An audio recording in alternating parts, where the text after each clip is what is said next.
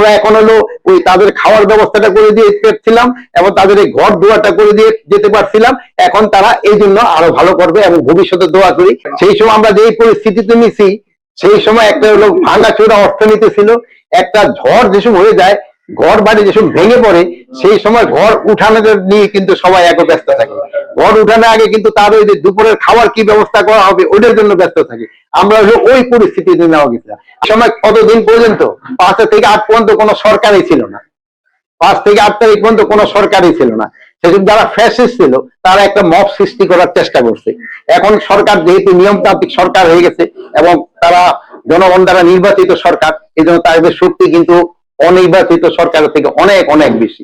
এই জন্য তারা ভালো করতেছে, আরো ভালো করবে। আমাদের দেশে সবচেয়ে বড় দুইটা সমস্যা, একটা হলো দুর্নীতি আর একটা হলো মাদক। আমাদের পুরো সমাজ কিন্তু মাদকাসক্ত হয়ে যাচ্ছে। এই লাইব্রেরিটা হলে, এই লাইব্রেরিতে যদি পড়াশোনা করে এবং বাচ্চারা যদি বিকালে খেলাধুলা করে, তবে কিন্তু তাদের এই মাদকের সক্ততা কমে যাবে। এই সময়টা কিন্তু তারা এই বই পড়াশোনা করে সময়টা কাটাতে পারবে। এই লাইব্রেরিটা কিন্তু এই মাদকাসক্তটাকে দূর করার জন্য একটা বড় ভূমিকা পালন করতে পারবে।